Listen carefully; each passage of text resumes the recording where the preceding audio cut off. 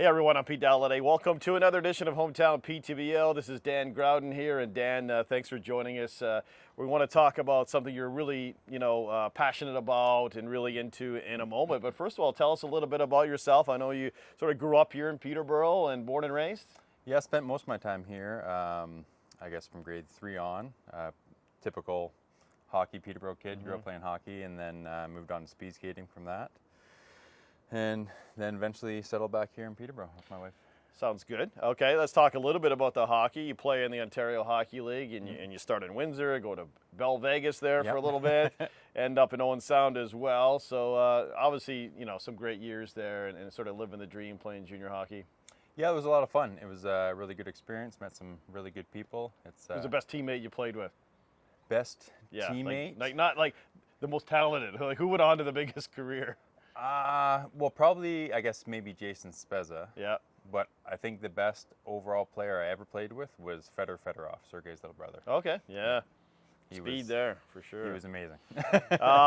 Okay, so I want to mention this, though. You played, this is like right out of literally Slapshot. You played for the Johnstown Chiefs. Yes, I did. Were you one of the Hanson brothers? Or Tried to be. Did you have to play that style there? Or tell us about it. There was a few enforcers on that team. Yeah. It was, if you've seen the movie, it is exactly as you would picture.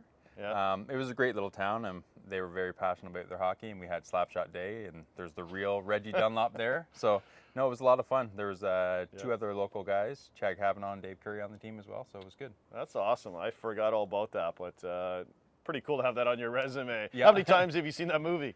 Oh, 40, 50, yeah, like it's a bus classic. Yeah, it's a hockey classic on the bus for sure. All right, so then you get into speed skating. How did you're always known as a great skater, a fast skater, so was it just a natural transition for you? Yeah, it was something that I was always kind of interested in, and as you say, skating was kind of, I could skate very well, but my hands maybe not the best. So when I went back to school, I kind of inquired a little bit, and then was recruited by Own the Podium, which is a program which is, I guess, kind of like RBC Training Ground now, where they find crossover athletes. And I went and tried out in Calgary when I was at York University, and they gave me a call and said, "We'd like you to come out and train." So. Yeah. So where's the highest you went there? So I trained in a national team group and skated across North America in different competitions, and Long track or short track? Long track. So I was kind of mid to long distance range. So you're one of these sort of thing? What's your form like that? So with hockey, you're kind of right in the middle. But with speed skating, what's different is you're always out on the outside of your edges. Yeah. So it was a very different stride to get used to, but so much faster, and I really enjoyed it. Just the science behind the training as well was a lot of fun. So it was a blast. You settle here and raising your family here, and tell us a little bit about your kids, because you got Teddy and you got Sawyer, and the reason why you're in the cycling outfit today is because of your lovely daughter. Yeah. So as you say, we have Teddy and Sawyer. Teddy is 7, and he is an unbelievable brother for his sister Sawyer. Yeah. So Sawyer is 5. She has what's called Angelman Syndrome. So it is a rare neurogenetic disorder that affects the 15th chromosome, and it causes things such as seizures, sleep disruptions, fine and gross motor movement issues.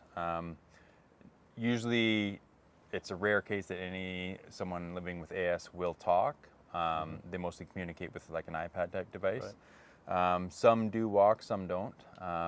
So it's just something that you don't expect as a parent, but you kind of adapt with and deal with. And she's just a bundle of joy, giggles all the time, and lots of fun. So that makes all the hardships definitely easier. For sure. So let's explain to the people what you're doing right now, because there's still time to help out. You're kind of just hitting the bike indoors, outdoors, trying to raise as much money as possible. Yeah, so in the spring I was named a FAST Athlete Ambassador. So FAST is the Foundation for Angelman Syndrome Therapeutics, and that is the key organization that is helping spearhead clinical research and clinical trials to find a cure. Because one of the good things about Angelman syndrome, we know exactly what it is. Right. It affects the 15th chromosome, and it affects the UBE3A gene. So it's just a matter of figuring out how to turn that gene on, how to replace it, and how to get it to work in people living with AS. So as a fast athlete ambassador, we have to come up with a challenge that kind of makes us suffer mentally, physically, and maybe kind of have some parallels with what our kids go through. So I came up with the 15 by 1965 bike challenge. So it's 15 days and it's 1,965 kilometers.